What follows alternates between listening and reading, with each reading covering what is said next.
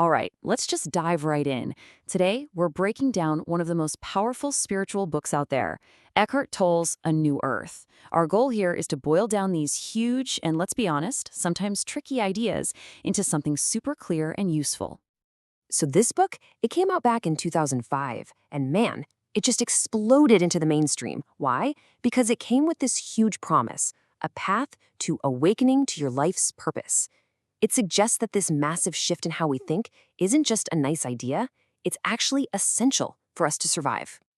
But let's be real. There's a lot in this book. It's packed with concepts, and it can be pretty easy to get a little lost.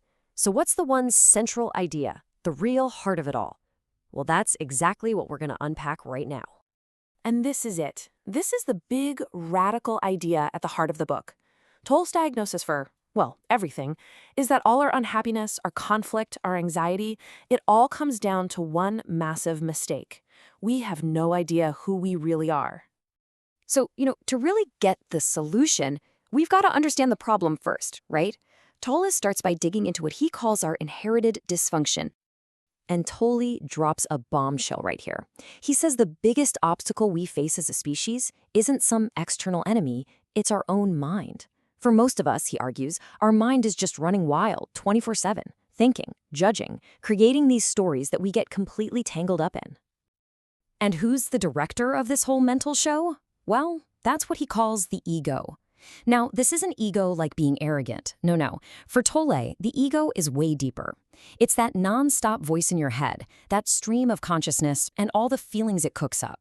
It's the I, the me, the my story that we think is us. Okay, so this whole illusory self thing, what does it actually look like day to day? Well, Tolle gives us a really clear checklist of symptoms, and they might feel a little too familiar. Now, this is so key. The ego gets stronger through these super common habits. Think about it. That need to be right. That's what fuels those pointless arguments, where winning feels more important than anything else. Or wanting, that constant feeling that you need more to be happy, which just keeps us anxious. Each one of these gives the ego a little boost, making the illusion feel more real. And here's where it really hits home, right? As you're looking at this list, does any of this sound familiar? The thing to remember is Tolle says this isn't some personal flaw. It's a collective human condition. We're all in this boat. And this chart, it just lays it all out, crystal clear. On the left, you've got the egoic mind, always stuck in the past or worrying about the future, totally identified with things, which, surprise, surprise, leads to unhappiness. But on the right, you've got the alternative, awakened consciousness. And that inner space and stillness, that's not some far-out mystical thing. It's just that moment of quiet when you stop thinking and just notice the feeling of the air, the sounds around you. That gap between thoughts, that's where Tolle says we find the pure joy of being. But wait, the ego isn't working solo. Nope, it has a powerful sidekick, a partner in crime that Tolle calls the pain body. Okay, so what on earth is a pain body?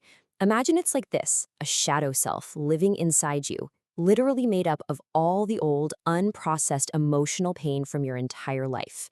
It's all that old sadness, anger, fear just sitting there, dormant, until something triggers it, and suddenly it takes over.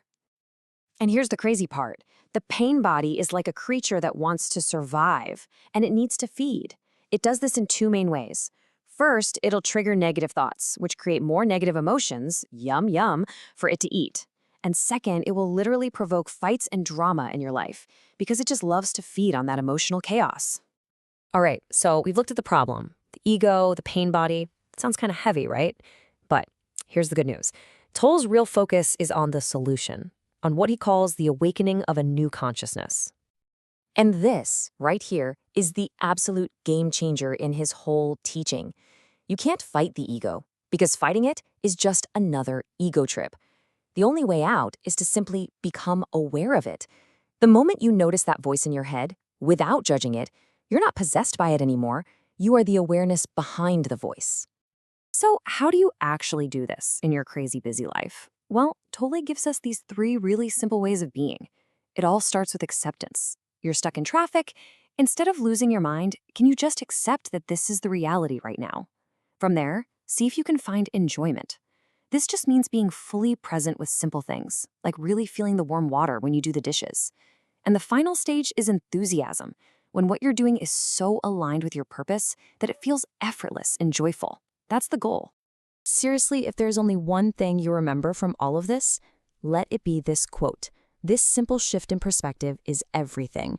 The moment you realize you can watch your own thoughts go by like clouds in the sky, you found the key. You're free. And that's really what it all comes down to, isn't it? The book isn't just a bunch of ideas, it's a mirror. It's an invitation to start the single most important journey you'll ever take. So, the only question left is, are you ready?